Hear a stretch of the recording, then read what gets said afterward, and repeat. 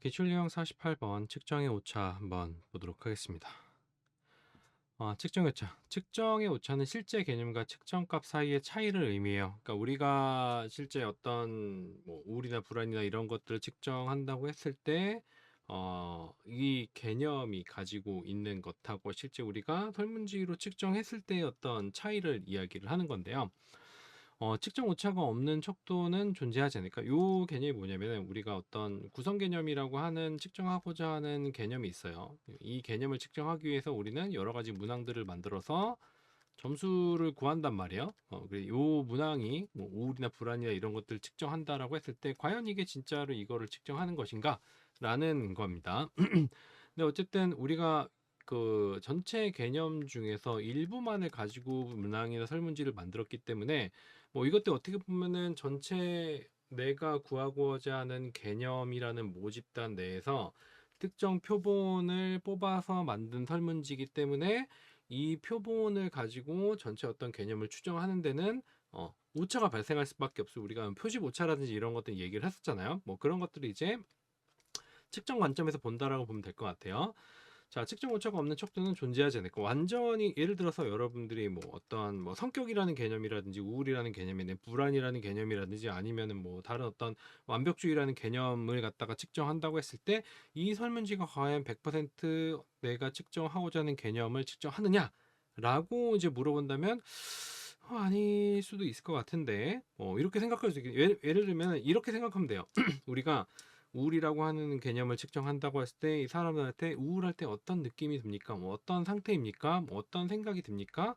뭐 이런 문제를 질문을 오픈 퀘스천해서 사람들이 우울하거나 우울할 때에 대한 어떤 내용들을 쭉 다 모은단 말이야. 그러면 그 100만 명의 사람이 있다라면 100만 개의 문장이 있을 수가 있는데 예를 들어서 우리가 우울을 측정할 때 이 100만 개의 문제를 전부 다 사용하느냐? 그렇지 않아요. 자, 그랬을 때 뭐 특정 주요한 어떤 문장들만 추려 가지고 가장 핵심적인 것만 추려서 사용하는데 그러다 보면은 빠지는 부분이 있죠. 이게 오차가 생긴다라는 거예요. 그러니까 전체 모집단이 100만 명이 있을 때 그 100만 명에 대한 어떤 우울을 전부 다 수집하는데 우리가 간편하게 측정을 하기 위해서는 그중에서 몇 개만 뽑아 가지고 할 수밖에 없단 말이에요. 그래서 우리가 만든 설문지 갖다가는 어떤 모집단의 우울을 갖다가 정확하게 지금 구할 수가 없다라는 겁니다. 그래서 측정 오차가 없는 촉도는 존재하지 않는다라는 거예요.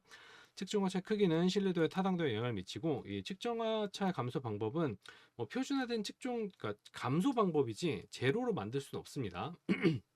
자, 그랬을 때 문항의 진술을 구체적이고 명확하게 기술을 해야 되고, 그러니까 하나의 문장에는 두 가지 이상의 개념이 있으면 안 된다라고 얘기했어요. 우리가 이제 그 질문지를 구성하는 방법에서 간단하게 이야기를 했습니다. 그 다음에 조사 실시 과정을 표준화하고 실시 과정에 대한 명확한 기준을 제시. 그러니까 매번 측정할 때마다 다르게 물어보는 게 아니고, 다른 순서로 물어보는 게 아니고 정해진 프로토콜에 따라서 설문지를 진행한다라고 하면은 이런 측정 오차 같은 것들을 감소시킬 수가 있겠죠. 자, 측정 항목수, 문항수 늘리기. 문항수를 늘린다라고 하는 거는 우리가 예를 들어 100만 개의 어떤 우울의 개념들 중에서 한 20개만 빼가지고 설문지를 만들었단 말이야. 근데 이 문항수를 갖다가 뭐 100개로 늘린다라고 하면은 어때요? 더 이제 오차가 줄어들겠죠. 이게 측정 항목수, 문항수 늘리기는 우리가 표집 오차에서 표본의 사례수를 증가시키면 모집단에 가까워진다라고는 의미랑 같이 생각하면 됩니다. 자, 유사한 문항들을 추가적으로 배치를 해서 이제 뭐 신뢰도나 이런 것들을 높일 수가 있을 거고요. 연구 동료들의 피드백을 받아갖고 문항이나 이런 것들을 수정할 수가 있습니다. 뭐 간단히 이제 그 보면 우리가 전체 측정하는 점수, 관찰 점수라고 하는 X는 검사 내용을 정확히 반영하는 T, 그러니까 진점수와 측정 오차로 구분이 돼요. 이 측정 오차는 체계적 오차하고 비체계적 오차 같은 것들로 구성이 됩니다. 자, 그랬을 때 이 진점수가 어떻게 보면 우리가 이제 우울이면 우울, 불안이면 불안 이런 것들을 이제 측정한 어떤 순수한 값이라고 이야기를 할 수가 있고요. 자, 체계적 오차는 조사 도구 자체에 의한 문제나 조사 과정상의 문제에서 발생해요. 요거는 이제 조사 내용과 목적이 맞지 않는 자료 수집 방법을 사용하거나 사회적 바람직성의 응도에 많은 경우 이런 것들은 이제 응답자의 공유한 심리학 심리적, 환경 특징들이 응답 편향 발생하게 됩니다. 이런 것들은 측정의 타당도에 영향을 미치게 됩니다. 자, 체계적 오차는 타당도에 영향을 미칩니다. 그러니까 예를 들어서 조사 내용 목적과 맞지 않는 자료 수집 방법을 사용한다라고 했을 때 자료 수집 방법을 갖다가 지금 우편 조사나 뭐 이런 방법도 도구적으로 구분하는 것도 있고 뭐 인터뷰나 아니면 질문지를 사용하는 방법도 있는데 이 내가 조사 목적에 맞는 어떤 방법을 사용해야 되거든요. 사용해야 되는데 그렇지 않을 경우 이 자료 수집이 잘못될 수가 있고 그렇게 되면은 타당도에 영향을 미치게 되겠죠. 체계적인 오차를 발생 요인들을 충분히 탐색해서 통제할 필요가 있습니다. 자, 그다음에 비체계적인 오차는 이제 무슨 오차라고 얘기했는데 우연히 발생한 사건들에 의해서 발생하는 오차예요. 응답자의 동기요인이나 조사자 경험 및 불안 같은 거. 이거는 우리가 통제할 수 없는 것들, 그러니까 체계적 오차는 우리가 어느 정도 통제를 할 수 있어요. 사전 연구를 통해서. 근데 비체계적인 오차 같은 경우에는 우리가 그 통제가 불가능하기 때문에 어, 불가능한데 이게 조사 결과에 일관된 영향을 미치지 않기 때문에 그러니까 무선 오차라고 이야기를 하는 거예요. 랜덤하게 오차가 나타나기 때문에 얘는 이제 신뢰도에 영향을 미치게 돼요. 그래서 타당도에 영향을 미치지 않고 신뢰도에 영향을 미치게 되고 요건 이제 연구자가 특별한 조치를 취하지 않아 상호 상쇄가 될 수 있다고 하는데 이 비체계적인 오차를 갖다가 감소시킬 수 있는 방법은 그냥 사례수를 늘려버리면 됩니다.